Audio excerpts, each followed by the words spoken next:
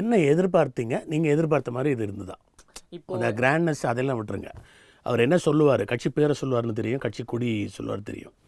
அடுத்து ஏதாவது அவங்களுடைய கொள்கைகள் அப்படின்ட்டு பார்க்கும்போது அவர் சொன்ன ஒரு விஷயம் ரொம்ப பிடிச்சிருந்தது. உங்கள் வாரிசுகள் வருவாங்களா அப்படின்னும் பொழுது எல்லா யங்ஸ்டர்ஸ் கீழே இருக்கவங்களை காமிச்சது ஒரு விஷயம்.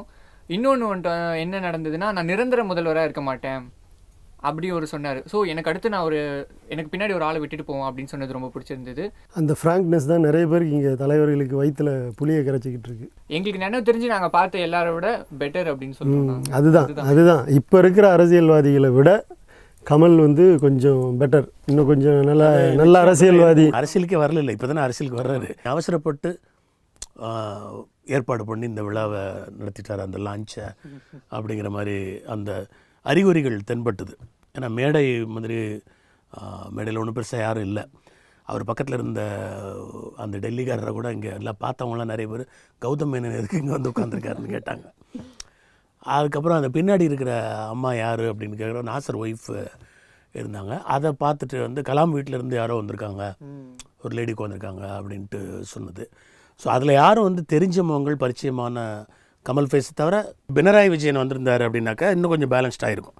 நார்த்லேருந்து ஒரு கேஜ்ரிவால் வந்திருந்தார், பினராயி விஜயன் வந்திருந்தார், நம்ம ஒரு பக்கத்து சந்திரபாபு நாயுடு வந்திருந்தார் அப்படின்னா அது கொஞ்சம் கெத்தாக இருந்திருக்கும். சித்தராமையா வர முடியாது, அவர் காங்கிரஸ்ன்றது ஒன்று, கர்நாடகான்றது ஒன்று, எலெக்ஷன் வேறு வர்றது.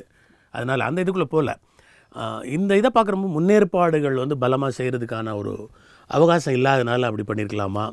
கட்சியினுடைய கொள்கைகள்னு சொல்லி அடிப்படை இந்தந்த இது பண்ணுவோம், டூஸ் அண்ட் டோன்ட்ஸ்ன்ற மாதிரி குறைந்தபட்சம் ஒரு டசன் இதையாவது சப்ஜெக்டை தொடுவார் அப்படின்ட்டு பல தரப்புல எதிர்பார்ப்பு ஒன்று இருந்தது. அந்த மாதிரி ஒன்றும் நடக்கலை. இன்னொரு ரொம்ப இம்ப்ரெசிவாக இருந்தது என்னன்னா, எந்த அரசியல் கூட்டங்களையும் நடக்காத ஒன்று, ஆன் ஸ்டேஜில் கேட்குற கேள்விகளுக்கு பதில் சொன்னது. ஒவ்வொரு கேள்வியும் பார்த்தீங்கன்னா அதுக்கு அடுத்து ரொம்ப ஸ்ட்ரெயிட்டாக மூஞ்சில் அடிக்கிற மாதிரியான கேள்விகள் தான். அதுக்கு ரொம்ப இதுவாக ஓகே அப்படின்ற மாதிரி பதில் சொன்னாரோ அப்படின்னு தோணுச்சு. இது நிறைய அரசியல் கூட்டங்களில் கிடையாது. தலைவர்கள் கேள்வி கேட்டு மக்கள்கிட்ட பதில் வாங்குறதுன்றது ஒரு பாணி இருந்தது. அது எம்ஜிஆர் ஒன்று ஆரம்பித்து வச்சார். அப்புறம் ஜெயலலிதா அதில் கூட பார்த்துருக்கேன். செய்வீர்களா, நீங்கள் செய்வீர்களா அப்படின்னு கேட்டு அவங்ககிட்ட இருந்து ஒரு ரெஸ்பான்ஸ் எப்படி இருக்குன்னு பார்க்குறது, அது ஒன்று. மக்கள்கிட்ட இருந்து கேள்வி கேட்டு அதுக்கு பதில் சொல்கிறதுங்கிறது இவர் தான் அதை பண்ணியிருக்கிறாரு. பட் அதுவும் ஒரு எக்ஸ்டெம்போர் இதுன்னு சொல்ல முடியாது. ஆல்ரெடி வாங்கின கேள்விகள் அதெல்லாம் பார்த்தா அதுக்கான பதிலெலாம் தயார் பண்ணி வச்சுட்டு கேட்டது தான். ஒரு ஸ்பான்டனிட்டின்னு சொல்ல முடியாது. மக்கள்கிட்ட கூட்டம் நல்லா இருந்தது. அந்த பரமக்குடி இதுவும் சரி, ராமேஸ்வரம், எல்லா இடத்துலையுமே நல்லா இது வந்திருந்தது. அரசியல் இயக்கம் அல்லது ஒரு சமூக இயக்கம்னு வரும்போது அந்த பங்கேற்கிற மக்கள்கிட்ட ஒரு எழுச்சி, ஒரு வேகம் இருக்கும். That was missing. கைத்தட்டல் அந்த மாதிரியான இதில் கூட அது வெளிப்படலை. ரொம்ப அமைதியாக கிட்டத்தட்ட நீங்கள் சொல்கிற ஓகே, கைத்தட்டல், அந்த எழுச்சி, கரகோஷம், அந்த விசில் சத்தம், அதெல்லாம் ஆர்கனைஸ்டு. நீ சொன்ன மாதிரி ஆர்கனைஸ்டாக காசு கொடுத்து, சரக்கு கொடுத்து, பிரியாணி கொடுத்து கூட்டுட்டு வர கூட்டங்கள் மட்டும்தான் செய்யும். இது தானாக சேர்ந்த கூட்டம், இளைஞர்கள் கூட்டம். அது பரப்படுறேன் எப்படின்னா, அது ரொம்ப சீப்பாக நம்ம மக்களை இடப்படக்கூடாது. ஒரு இஷ்யூ பேஸ்டாக ஒன்று. இப்போ இதே கெஜ்ரிவால் அங்கே எப்படி தெரிஞ்சு முகமாக மாறினார்.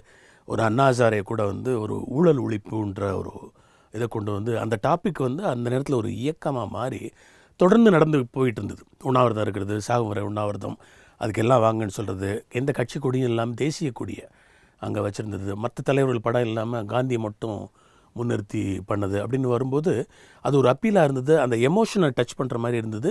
ஸோ ஒரு கூட்டம் கூடிச்சு, பாரத் மாதா கி ஜெய்ன்ற மாதிரி அந்த கோஷங்கள் ஒரு இதெல்லாம் பார்த்தோம். அந்த வேகம், அந்த எழுச்சி, இது என்ன செய்ய போகிறாங்கிறத தெளிவுபடுத்திட்டு வந்திருந்தால் ஒருவேளை அந்த மாதிரி இருந்திருக்கலாம்.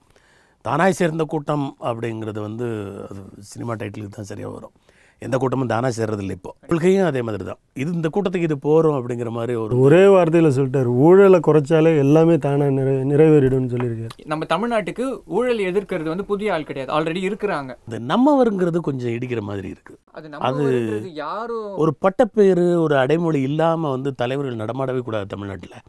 தமிழ்நாட்டை தவிர எந்த மாநிலத்திலுமே இந்த வேடிக்கை பார்க்க முடியல. நம்மவர்ன்றது எனக்கு நம்ம ரஜினிக்கு ஒரு பதிலடி கொடுக்குற மாதிரி தான். அவர் கர்நாடகக்காரி, ஒரு நம்ம ஊர். அதாவது நம்மவருங்கிறது ஒரு எக்ஸ்க்ளூசிவிட்டி அதில் இருக்குது. அதாவது மற்றவங்களாம் வேற ஆள், இவர் தான் நம்மவர் அப்படிங்கிற மாதிரி.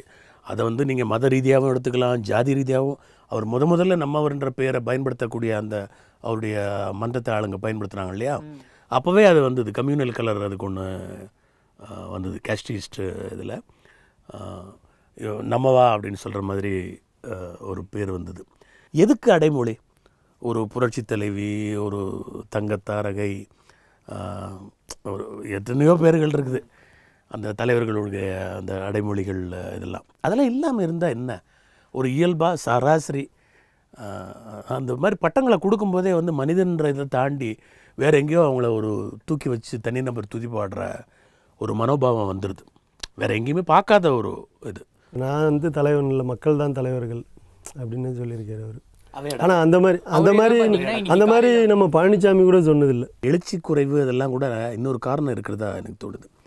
ரஜினியும் வந்ததுக்கு அப்புறம் தான் இந்த படம் வந்து ஓட ஆரம்பிக்கும்னு எனக்கு தோணுது. காம்படிட்டர் இல்ல. அது வரைக்கும் வந்து தேட்டரில் அவர் ரசிகர்களை மட்டும் வந்து பார்த்துட்டு போவாங்கள்ல சில படங்கள். பொதுமக்கள் இருக்காங்களா, ரசிகர் அல்லாத சினிமா ரசிகர்னு இருக்கிறவங்க, அவங்களாம் வரணும் அப்படின்னாக்கா அந்த காம்படிஷன் வரணும். இறுதி ஊர்வலத்தில் கலந்து கொள்வது என்னுடைய வழக்கம் அல்ல அப்படின்னு ஒன்று சொல்லியிருக்க வேண்டாம்னு வைங்க. மீம்ஸ் போட்டு போடுன்னு போடுறாங்க. எத்தனை இறுதி ஊர்வலத்தில் இவர் கலந்துக்கிட்டாருங்கிறத ஃபோட்டோவோட அது போடுறாங்க. அவர் கலாம் பிறந்த மண்ணில் நின்று கொண்டே இவ்வாறு பச்சை பொய்யை பேசுகின்ற இவரிடமிருந்து நீங்கள் ஊழல் ஒழிப்பை எப்படி எதிர்பார்க்க முடியும் அப்படிலாம் போடுறாங்க. அந்த நேரத்துக்கு அந்த சாதுரியமான பதில்னு நினச்சி ஒரு தவறை செஞ்சுருக்க வேண்டாம். பட் சம்வாட் அவர் எம்ஜிஆரை ஃபாலோ பண்ணுறாரோ? வேறு வேலை இருந்ததுன்னு சொல்லியிருக்கலாம் சார். நான் ஊரில் இருந்தேன், அமெரிக்காவில் ஷூட்டிங்கில் இருந்தேன், எடிட்டிங்கில் இருந்தேன்னு சொல்லிட்டு இருக்கலாம். ஏதோ ஒன்று பயிர் சரியில்லை. ஆனால் லாஸ்ட்டாக கன்க்ளூட் பண்ணும்போது பார்த்தீங்கன்னா அவர் ஏதோ எம்ஜிஆர் லைட்டாக ஃபாலோ பண்ணுற மாதிரி இருந்தது. மக்களை பார்த்துப்போங்க, ஆளை நமதேன்றது யாருது? அது எம்ஜிஆர் டைட்டில், எம்ஜிஆரோட சாங்கு. நான் எம்ஜிஆர், அதுக்கடுத்து பார்த்தீங்கன்னா விஜயகாந்த் அப்புறம் இவர் இந்த மாதிரி சொல்கிறான்னு நினைக்கிறேன். மக்கள் வந்து பார்த்துப்போங்க, வீட்டுக்கு சேஃபாக போங்க அப்படின்றது. அது ரெண்டு பேருக்கு வித்தியாசம் என்னென்னா, அவர் இன்னும் சராசரி மனிதனுடைய பாஷையில் வந்து பேசினார் விஜயகாந்த் கேப்டன் பேசும்போது. அதை எல்லோரும் நல்லா ரசித்து பண்ணாங்க. இது கொஞ்சம் லேட்டாக புரிஞ்சுக்கிட்டாங்கன்னா கூட ரசிக்கிறாங்கன்னு தெரியுது. இல்லை, இளைய தலைமுறையினர் வந்து கட்டாயம் கமலுக்கு ஒரு மாற்றம் வேணும்னு நினைக்கிறவங்க ஆதரவு கொடுப்பாங்க. அவர் அதான் நம்பிட்டு இருக்கிறாரு. அது எந்த அளவுக்கு அந்த கொள்கைகள் இன்னும் செய்ய போகிறேங்கிறது ஒன்று வேணும். கண்டிப்பாக மக்களுடைய விருப்பங்களை மட்டும் தெரிந்து கொண்டால் போதுமானது அப்படின்னு சந்திரபாபு நாயுடு தன்னிட்ட சொன்னதாக சொல்கிறார். மக்களுடைய விருப்பங்கள் என்னது? ஊழலற்ற அரசு, நல்ல நிர்வாகம், வெளிப்படையான நிர்வாகம், டிரான்ஸ்பரன்சி, சுத்தமான இது தரணும், நல்ல தண்ணி கிடைக்கணும், தடையில்லாத மின்சாரம் கிடைக்கணும், மாசுபடாத காற்று கிடைக்கணும். இது வந்து மக்களுடைய இது எல்லாருக்கும் தெரிஞ்ச அந்த சொல்லக்கூடிய தலைவர்களும் மக்களில் ஒருத்தர் தானே. ஸோ அது ஒரு புது விஷயம் கிடையாது. இதை எப்படி அச்சீவ் பண்ண போகிறேன்? தரமான கல்வியை கொடுக்க போகிறேன் அப்படிங்கிறது வந்து நல்ல விஷயம். தரமான கல்வியை எப்படி கொடுப்பீங்க? தனியார் மூலமாக கொடுப்பீங்களா, அரசு மூலமாக கொடுப்பீங்களா, ரெண்டையும் சேர்த்து ஜாயின் பண்ணி கொடுப்பீங்களா? எல்லாருக்கும் கிடைக்க வேண்டும்ங்கிறதுல அழுத்தம் கொடுக்கறதுக்கு என்ன அர்த்தம்னா, பணக்காரனுக்கு மட்டும்தான் நல்ல கல்வி கிடைக்குது அப்படிங்கிறது. அப்படின்னாக்க அரசு பள்ளிகளின் தரத்தை உயர்த்துவேன் அப்படிங்கிறதா. அதை எப்படி நீங்கள் அச்சீவ் பண்ணுவீங்க? அடுத்து வந்து மருத்துவ இதுக்கு வரலன்னு நினைக்கிறேன். அவர் இந்த கொடுத்துக்கு இது போதுமானன்னு சொன்னதுனால அது ஒன்று மட்டும் வச்சுட்டு சொல்கிறோம். தண்ணீர் இது சண்டை போட மாட்டேன்னு சொல்கிறது வந்து ஒரு நல்ல விஷயம். கர்நாடகாவில் கூட போய் உட்காந்து பேசி எதுக்கு எடுத்தாலும் கேஸ் போடுவேன், இல்லைனாக்கா பந்த் நடத்துவேன் அப்படின்னு போகிறதும் போர் அடிச்சு போச்சு. அது காமராஜர் உரிமைகளை நிலைநாட்டுவேன் அப்படிங்கிறதெல்லாம் வந்து போயிட்டு உரிமைன்றதே கிடையாது, நீ சொந்தமே கொண்டாட முடியாது அப்படின்னு கோர்ட்டு தீர்ப்பு சொல்லிடுச்சு. அப்புறம் அவர் என்ன உரிமை கொண்டாடுறது, இவர் என்ன உரிமை கொண்டாடுறது? இருக்கிறதா பங்கு வச்சுக்கோ, அவ்வளோதான். அந்த மாதிரியான ஒரு இது. அதுக்கு இவர் பேசுகிறது நல்லா இருக்குது. கொள்கைன்றது எல்லாத்தையும் முதல் நாளே சொல்ல முடியாது இல்லை, இனிமேல் தானே. இப்போ தான் ஒரு கட்சி ஓரளவுக்கு ஆர்கனைசிங் அப்படி வந்திருக்கு. கொஞ்சம் கொஞ்சமாக கற்றுக்கிட்டு நான் சொல்லுவேன்னு சொன்னாலும் நீங்கள் ஃபர்ஸ்ட் 3 ஓவரில் அடிக்காமல் லாஸ்ட் ஓவரில் நின்று அடிப்பேனா கஷ்டம் இல்லை. அது வந்து மேனிஃபெஸ்ட் ஒரு இது மாதிரி ஒரு கூட்டம் மாதிரி போட்டு ஒரு பொதுக்குழு கூடி அப்புறம் இது பண்ணாங்கன்னா அது நல்லாயிருக்கும். எடுத்த எடுப்புலேயே எல்லாத்தையும் தான் நான் கேட்குறது. இப்போது கருப்பு போர்டு இருக்குது அப்படின்னா இதில் 5 விஷயங்கள் நான் பண்ணக்கூடியது. என்னுடைய ப்ரையாரிட்டிங்கிறது வந்து இந்த ஊழல் ஒழிப்புங்கிறத ஒன்று சொல்லிட்டாரு. அது வந்து தரமான கல்வி, தரமானது வந்து எல்லா துறையிலையும் இருக்குது. ஆமாம், அது ஒன்று இது பண்ண வந்து நானாக ஒழிக்க முடியாது, நீங்களும் சேர்ந்து தான் வரணுன்றாரு. ஆனால் ஆர்கே நகர் தொகுதியில் நம்ம பார்த்ததை வந்து மக்கள் அவ்வளோ ஈஸியெல்லாம் அதை விட்டு வெளியே வர்ற மாதிரி தெரியல. அந்த கிடைச்ச தினகரனுக்கு கிடைத்த அமோக வெற்றி அப்படிங்கிறது வந்து இந்த ஊழல் ஒழிப்புன்ற ஒரு நம்பிக்கையை எதிர்பார்ப்பில் இருக்கக்கூடிய மக்கள் எல்லாருக்கும் கிடைச்ச மரண அடின்னு தான் சொல்லணும். அப்படிப்பட்ட மக்களை வந்து அந்த அடிமைத்தனத்திலிருந்து எப்படி மீட்டு பணம், லஞ்சம், ஊழல் அப்படிங்கிற அந்த இதிலிருந்து எப்படி கொண்டு வர போகிறார்? அவர் வந்து மக்களை ஃபர்ஸ்ட் டேவே செம்மையாக அட்ராக்ட் பண்ணணும்னு நினச்சாரோ. பட் அதில் சில சொதப்பிச்சிச்சு. எப்படி பார்த்தேன்னா, கலாம் அப்படின்னு அவரோட டார்கெட் வந்து யங்ஸ்டர்ஸ் ரொம்ப நம்பிக்கை வைக்கிறது கலாம். ஸோ அங்கேருந்து ஆரம்பிப்போம் அப்படின்றது. அப்போ அதுக்கு பதில் சொன்னார், ஏன் வந்து கலாம் வீடு ராமேஸ்வரம் அப்படின்ட்டு. ராமேஸ்வரம் இன்னொரு சைடு என்னன்னா, இப்போ ஒக்கி புயலால் ரொம்ப பாதிக்கப்பட்டு நம்ம கவர்மெண்டால் பெருசும் கண்டுக்கப்படாத ஒரு ஏரியா அப்படின்றது. ஸோ மீனவர்களுக்கு நம்ம ஒரு சொல்கிற ஆறுதல் வந்து மொத்த தமிழ்நாடுக்கும் சொல்கிற ஆறுதல் அப்படின்ட்டு அங்கே இருக்கலாம். ஸோ அதை கூட சரியாக பண்ணலை அப்படின்னு போய் மறுபடியும் மனு வாங்கினார்.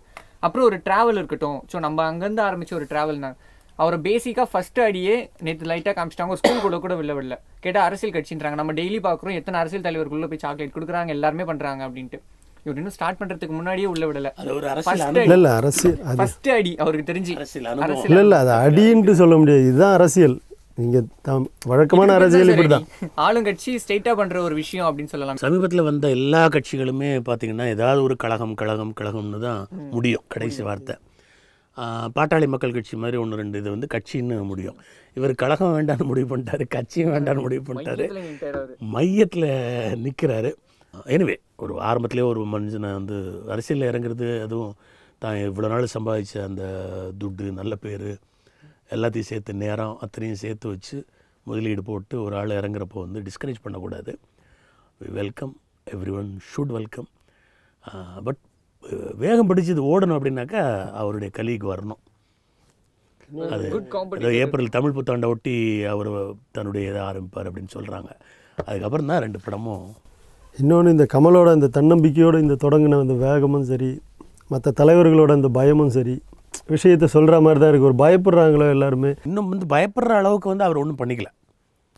வர்றாரு அப்படிங்கிறத குறைச்சி மதிப்பிட மாட்டாங்க, அதை வேணால் சொல்லிக்கலாம். டெல்லியில் வந்து அப்படி தான் எல்லோரும் வந்து காங்கிரஸ் பிஜேபி மிஞ்சியாக வந்துட போகிறாரு கெஜ்ரிவால்னாங்க, எல்லாம் தாண்டி அடித்து வந்துட்டாங்க. ஸோ அந்த ஊடகங்கள் என்ன சொல்லுது, இந்த அரசியல் விமர்சகர்கள் பார்வையாளர்கள் என்ன சொல்கிறாங்க, அதெல்லாம் தாண்டி வந்து வர்றதுக்கான வாய்ப்பு எல்லாருக்கும் இருக்குது. எந்திரன் படத்தில் டாக்டர் போரா வந்து வசீகரன் கிட்ட சொல்கிற மாதிரி தான், இனிமேல் தான் படமே இருக்குது, அவ்வளோதான். இது வரைக்கும் நம்ம ஃபர்ஸ்ட் ஹாஃப் தான் பார்த்துருக்கோம், இனிமேல் தான் படமே இருக்குது.